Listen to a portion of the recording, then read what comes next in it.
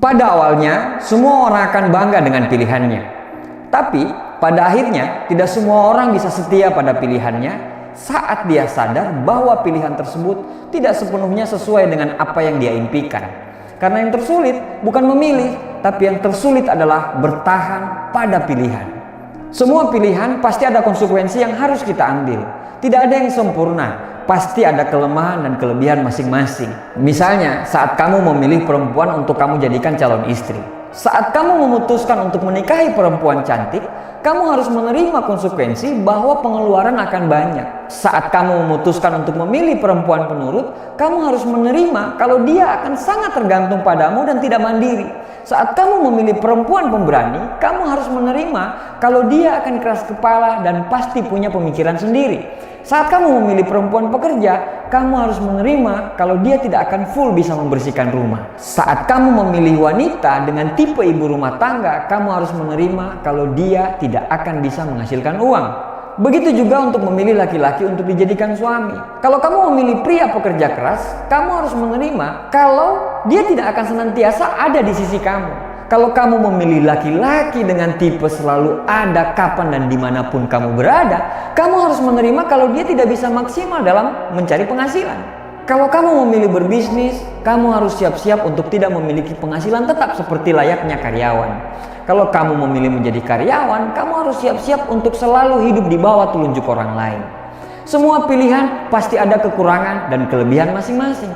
Terimalah itu dari awal, karena pada saat kamu menjalani pilihan itu, kamu akan dihadapkan dengan banyak perbandingan yang akan membuat kamu merasa bahwa kamu salah memilih. Perlu cinta dan komitmen untuk bertahan pada pilihan itu.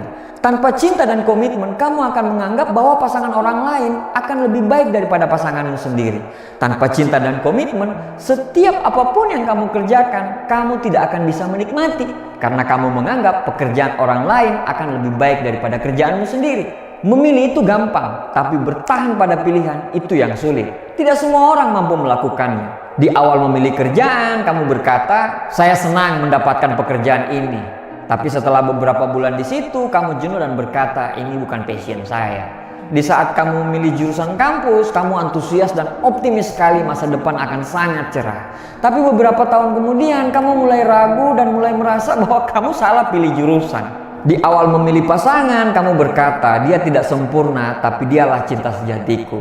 Tapi beberapa tahun kemudian, kamu minta cerai dengan alasan, kamu sudah tidak cocok lagi. Sekali lagi, tidak ada yang sempurna. Tidak usah selalu membandingkan kekuranganmu dengan kelebihan orang lain. It's not fair, man. Itu tidak adil.